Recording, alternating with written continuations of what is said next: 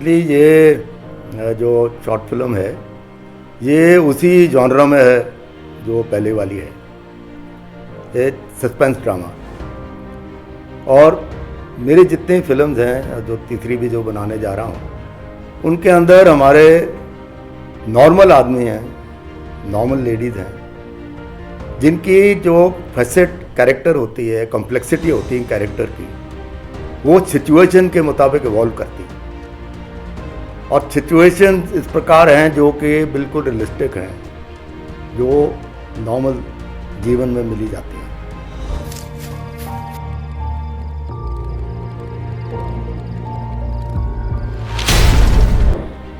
मेरा रोल इस पिक्चर में है राइडर का, जो बेसिकली एक स्ट्रीट राइडर है, who is bully and will not be afraid of anything. वो जो भी उसको रास्ते में मिलता है उसको मारता है, हफ्ता वसूल करता है, road rage kind of thing. मेरा रोल पीलियन का था। एक इलाके होता है, वहाँ का एक गुंडे होते हैं दो, तो हम ये चाहते हैं कि हमारे इलाके में हमारी धौंक रहे, हमारी चले, यहाँ पे हम पे यहाँ की मतलब इलाके के हम दादा रहें। तो ये कैरेक्टर था मेरा। I thought it was an extremely unique story. It was very different from the stuff I had read or seen over the last few years, and I was intrigued. I had to read it a few times to really understand the nuances at play. I like the characters involved. I like the flow of characters and the dynamics between the characters, and I thought it kept me on edge, and I found that very interesting. Right, so I played the character of Sunil, which I took from the previous movie, Get It Off Your Chest. I was playing the role of Sunil in that movie. So played a very small part in this, just a cameo, but a fun time. Yeah. Fully satisfied. In fact जितने अपने दोनों film में actors ने जो मेरी इच्छा थी उससे ज़्यादा ही बढ़ के काम किया है, फुल सेटिस्फैक्शन है।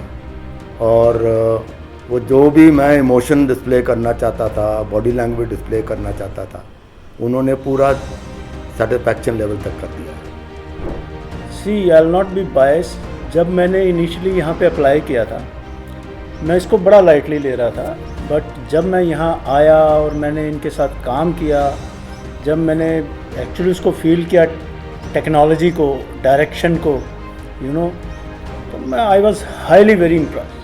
तो उसके बाद तो देन सेकंड कॉल जब सर का आया, तो उसके बाद तो मैंने सेकंड थॉट ही नहीं दिया। I came all the way just to shoot with them.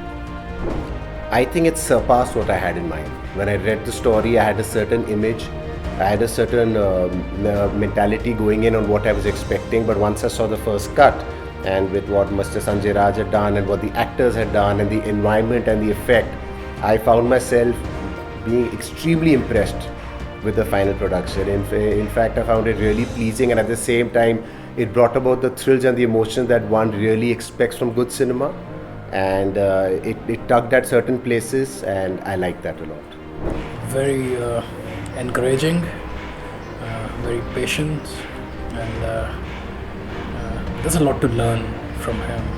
I mean, the way he teaches you, he's as I said earlier, he's a mentor to me, and he's someone who introduced me to the industry, to the work, and I really look forward to work more and more with him in order to learn more and more. Director sir ने बहुत help करी, एक एक चीज़ बताई clearly, and producer sir का था कि पूरे सीन को एक तरह से बताया कि मुझे ये चीज़ चाहिए।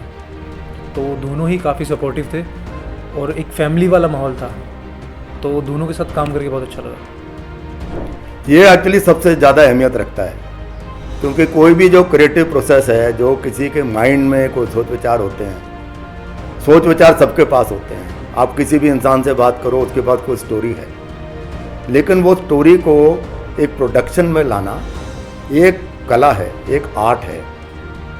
और उसमें मैं बहुत लकी हूँ कि जो मेरे पास टीम बहुत ही आला दर्जे की है। जो हमारे डायरेक्टर साहब हैं, संजय राज एक बहुत ही कमिटेड डायरेक्टर हैं और बहुत टैलेंटेड हैं।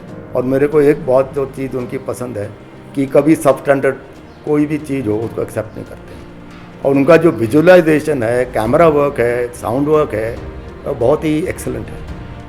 और ऋषभ हैं जो मेरे साथ एग्जीक्यूटिव प्रोड्यूसर हैं, जितने मेरे ख्यालात हैं उनको वो रियलिटी में बदल कर सकते हैं, और इनकी जो पूरी टीम बहुत अच्छी है।